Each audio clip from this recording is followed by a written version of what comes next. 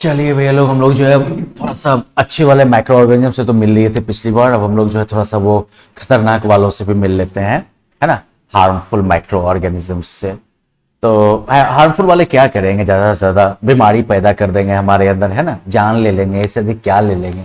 हाँ, खाना खराब कर देते हैं, ये थोड़ी सी गलत बात है क्या। ऐसा नहीं, जान जाना ज्यादा बुरी बात है। चलिए, ये भी सही बात है। अब चलिए, माइक्रोब्स जो बीमारियां पैदा करते हैं, तो जो माइक्रोब्स बीमारियां पैदा करते हैं उन्हें हम पैथोजेंस कहते हैं या जर्म्स कहते हैं। तो पैथोजेंस पहले भी जान चुके थे हम लोग। अब जर्म्स जो है वो नॉर्मली हमारे बॉडी के अंदर एंटर कैसे करते हैं, तो they enter the body of the living organism through the air we breathe, the water we drink, the food we eat, और through an infected person by direct और इनडायरेक्ट कॉन्टैक्ट और by a carrier. अरे भाई, बहुत सारे रास्ते हैं।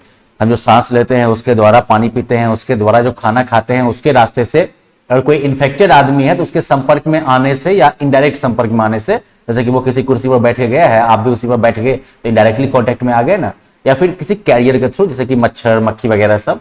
तो इन सब रास्तों से ये जर्म्स आपके बॉडी में आ सकते हैं। ओके।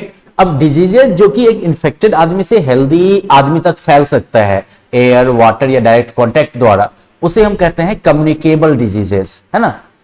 जैसे कि कोलेरा हो गया, टाइफॉइड हो गया, हेपेटाइटिस, सर्दी जुकाम जो है, चिकन पॉक्स, ट्यूबरक्लोसिस, एड्स। अभी की बात करो तो कोरोना भयानक कम्युनिकेबल है ना। अब डिजीजेज जो है वो हवा के थ्रू कैसे फैलते हैं, तो जब कोई इन्फेक्टेड पर्सन जो है जब खांसता है या छींकता है, you know, when he coughs और स्नीजेस, तो लार्ज अमाउंट ऑफ छोटे छोटे ड्रॉपलेट्स जो होते हैं, it gets introduced in the air, ये हवा में फैल गया। अब जो कम्युनिकेबल डिजीज है, जैसे कि कॉमन कोल्ड जो है या ट्यूबरक्लोसिस, वो जो है इस तरह से फैल सकता है और इस तरह इन्हीं ड्रॉपलेट्स के थ्रू जो है वो इन्फेक्शन को फैला सकता है। ठीक है, ये माइक्रोब्स जो है वो इन्फेक्टेड पर्सन से हेल्दी पर्सन तक जो है इन ड्रॉपलेट्स के थ्रू जो है कैरी हो जाते हैं, पहुंचा दिए जाते हैं। फिर अगला हो गया वेक्टर बॉर्न डिजीजेस।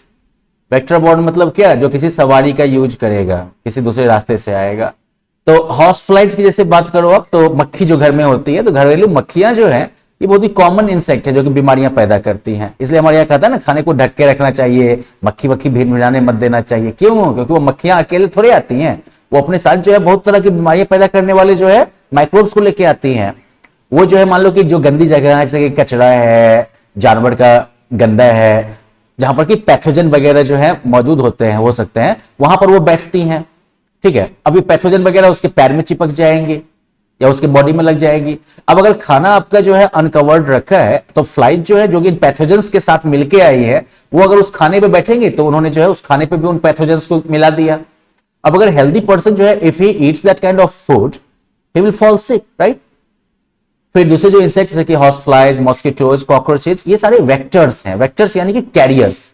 ये अलग अलग बीमारी जैसे कि टाइफाइड, मलेरिया, डेंगू, कोलेरा सब फैलाते हैं एकदम से।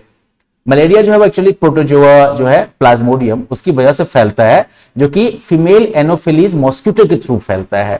डेंगू जो है वो डेंगू वायरस से फैलता है, जो कि फीमेल एडिस मॉस्किटो से फैलता है।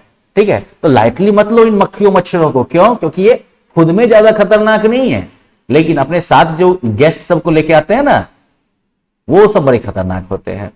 पीने का पानी जो है वो भी आपका कॉन्टेमिनेटेड हो सकता है, जिसमें कि जर्म वगैरह हो सकता है और उससे भी बीमारियां हो सकती है। कोलेरा वोलेरा खूब फैला है ऐसे से। तो इसलिए सबसे बढ़िया तरीका क्या होता है कि पानी को 10 मिनट तक बॉयल करते रहो, खोला खोला के उसकी जान ले लो एकदम से, है ना। बिल्कुल इनएक्टिव होकर बॉडी में जाएगा तब तो बॉडी उसको संभाल ही लेगा ना। अब यहां पर जो है इन्फेक्शियस और कम्युनिकेबल, इसके डिफरेंस को भी समझना है आपको। इन्फेक्शियस मतलब हो गया कॉन्ट्रैक्टेड थ्रू जर्म्स। ठीक है, इन्फेक्शियस का मतलब हो गया कि जो जर्म्स के थ्रू फैल सकता है। कम्युनिकेबल का मतलब यह हो गया कि वो एक इन्फेक्टेड पर्सन से हेल्दी पर्सन तक फैल सकता है। तो हर एक इन्फेक्शियस डिजीज जो है वो कम्युनिकेबल नहीं है। जैसे कि टेटनस जो है वो इंसान में होता है जबकि वो क्लोस्ट्रीडियम टेटनी बैक्टीरिया के संपर्क में आता है। लेकिन अगर एक आपके फ्रेंड को अगर फ्रेंड का तो नाम ही नहीं लेना चाहिए, किसी आपके दुश्मन को भयानक अगर टिटनेस हो गया, आप उसके संपर्क में जाइएगा ना, तो आपको भी टिटनेस, तो उससे आपको टिटनेस फैलेगा नहीं। मतलब टिटनेस जो है वो कम्युनिकेबल नहीं है। जैसे देखिए, टिटनेस बहुत खतरनाक चीज है, प्रार्थना करिए कि दुश्मन को भी ना हो, जानलेवा है एकदम से। अब यहाँ पर जो है कुछ कम्युनिकेबल डिजीजेस की लिस्ट है, जो कि जान पहचानी कुछ बीमारियां जो है वो पैदा करती हैं। जैसे कि चिकन पॉक्स जो है वो वायरस से फैलता है, और ये जो है जब आप इन्फेक्टेड पर्सन के संपर्क में आते हैं या उसके आसपास की हवा में मौजूद होते हैं तो जो है आपको ये आपको भी हो सकता है। वैक्सीनेशन इसका इलाज है। कोलेरा बैक्टीरिया से होता है, प्रदूषित फूड या वाटर अगर आप यूज करिएगा जिसमें कि ये बैक्टीरिया मौजूद होगा तो आपको हो जाएगा। वैक्सीनेशन इसका भी इलाज है। कॉमन कोल्ड जो है सर्दी खांसी वगैरह सब, फ्लू, तो ये जो है वायरस से होता है, हवा के रास्ते से फैलता है। सीधा इलाज है कि हाथ को धोते रहिए लगातार, और जो इन्फेक्टेड पर्सन सब हो उसके पास मत जाइएगा जो छींक रहा हो, खांस रहा हो। डेंगू जो है, डेंगू भी जो है वायरस से होता है। मॉस्किटो के साथ ही वायरस जो है आपके पास आएगा और आपको बॉडी में एंटर करेगा। अभी तक इसका कोई वैक्सीन जो है वो इजाद नहीं हो पाया है। डायरिया जो है ये बैक्टीरिया से फैलता है, प्रदूषित फूड या वाटर से होता है। इसके लिए आपको क्या करना है, तो फिल्टर किया हुआ पानी पीजिए, कुछ नमक और चीनी मिला के।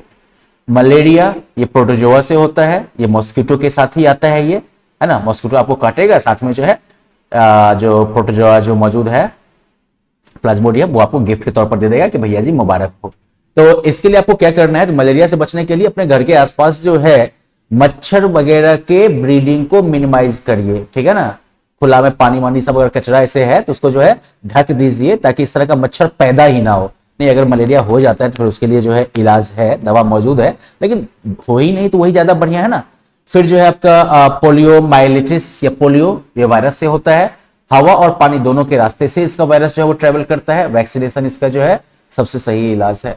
रिंग वर्म जो कि हमारे बॉडी पर होता है ना, स्किन इन्फेक्शन, ये फंगस से होता है। किसी दूसरे के बॉडी पर अगर ये रिंग वर्म है ना, आप उसके संपर्क में आ गए तो बस आपको भी मिल जाएगा। इसके लिए एंटीबायोटिक खाना पड़ता है और बस नहाते धोते रहिए बढ़िया से, है ना। ट्यूबरक्लोसिस बैक्टीरिया से होता है और ये बैक्टीरिया जो है वो एयर के रास्ते से जो है ट्रेवल कर सकता है। तो बगल में अगर कोई ट्यूबरक्लोसिस का पेशेंट अगर खांस वांस रहा है ना तो आपको भी जो है वो ये बुरा वाला गिफ्ट मिल सकता है। वैक्सीनेशन इसका इलाज है। फिर टाइफॉइड, ये भी बैक्टीरिया से होता है, प्रदूषित फूड से ही होता है ये, और इसके लिए जो है प्रॉपर सैनिटेशन प्रैक्टिसेस होनी चाहिए, मतलब कि साफ सुथरा खूब रहिए, धोते रहिए हाथ वाथ को। फिर कुछ कम्युनिकेबल डिजीज है जो कि एनिमल्स में होते हैं, जैसे कि फुट एंड माउथ डिजीज, ये वायरस से होता है, ठीक है ना। इसमें जो है जो इन्फेक्टेड एनिमल है उसका फिजिकल कांटेक्ट में नहीं आना चाहिए दूसरे एनिमल वगैरह को, ठीक है ना, या उसके आसपास नहीं जाना चाहिए। कैटल जितने भी आपके गाय भैंस वगैरह सब ये इससे परेशान होते हैं। एंथ्रेक्स जो है ये बैक्टीरिया से होता है। ये जो है कॉमन ग्राउंड पर अगर एनिमल्स घास चढ़ने जाते हैं ना तो उससे जो है ये बीमारी जो है वो फैल जाती है। कैटल इससे अफेक्टेड होते हैं, लेकिन हाँ एंथ्रेक्स जो है वो क्या कहिएगा कि ये जो है इंसानों को भी प्रभावित कर सकता है। फिर जो है फिन रॉट, ये जो है फंगस और बैक्टीरिया के थ्रू जो है फैलता है। इसमें जो है इंजरी या फिर डर्टी पानी पीने से जो है ये फिश वगैरह को ये बीमारी हो जाती है। फिर प्लांट्स के भी कुछ जो है कम्युनिकेबल डिजीज है, जैसे कि साइट्रस कैंकर, ये जो है हवा के रास्ते से फैलता है और बैक्टीरिया की वजह से होता है ये। फिर जो है येलो वेन मोजाइक, ये जो है देख रहे हो पत्ता सूखा सूखा टाइप का जो जाता है, ये वायरस की वजह से फैलता है। इंसेक्ट्स जो है वो इसको एक जगह से दूसरी जगह पहुंचाते हैं। फिर व्हीट लीफ रस्ट जो है ये फंगस की वजह से होता है। देख लो एकदम पीला पीला पीला पीला धब्बा पड़ना शुरू हो गया, पत्ता को जो है बिल्कुल सड़ा के खत्म कर देगा। तो ये सब जो है कम्युनिकेबल डिजीजेज हैं जो कि इन माइक्रोब्स की वजह से होती हैं। इसके अलावा माइक्रोब्स है वो फूड को भी खराब करते हैं, ठीक है। बहुत सारे बैक्टीरिया फंजाई जो है वो आपके फूड आइटम में ग्रो करते हैं और वहां पर जो है वो कुछ टॉक्सिक सब्सटेंसेस रिलीज करते हैं। इसकी वजह से फूड जो है वो कंजम्पशन के लिए अनफिट हो जाता है। बहुत सारे जो आपके पैक जूसेस वगैरह जो होते हैं उनको भी जो है यीस्ट से जो है कंटेमिनेटेड होते हैं, जिसकी वजह से फर्मेंटेशन होता है और वो जूस आपका जो है वो यूजलेस हो जाता है। देखोगे इस टाइप का डब्बा जो होगा अक्सर काफी फुल टाइप का जाएगा, ठीक है। अगर इस तरह से कंटेमिनेटेड फूड को अगर आप खाइएगा तो इसकी वजह से जो है फूड पॉइजनिंग हो सकती है ना। वो मन जो है एकदम से वो उल्टा उल्टा लगेगा, उल्टी टाइप का होगा, पेट में दर्द होगा, डायरिया हो सकता है। तो इसलिए जो है खराब वाले खाने को नहीं खाना चाहिए। दूध का खट्टा होना, ब्रेड पर जो है वो मोल्ड जो लग जाता है, वो फल का सड़ना या वेजिटेबल का सड़ना, ये सब जो है माइक्रो ऑर्गेनिज्म की वजह से ही होता है, जो कि वो वही पॉइजनस जो सब्सटेंस है, टॉक्सिक सब्सटेंस, वो उसके ऊपर रिलीज करते हैं उसको पचाने के लिए, खाने के लिए। और अगर आप उस खराब वाले खाने को खाइएगा तो आप बीमार पड़ जाइएगा, है ना। तो चलिए ये तो हो गया डेंजरस वाला पार्ट। अब अगले लेसन में हम लोग जो है फूड प्रिजर्वेशन के बारे में बात करेंगे। मिलते हैं तो फिर अगले लेसन में, बाय बाय।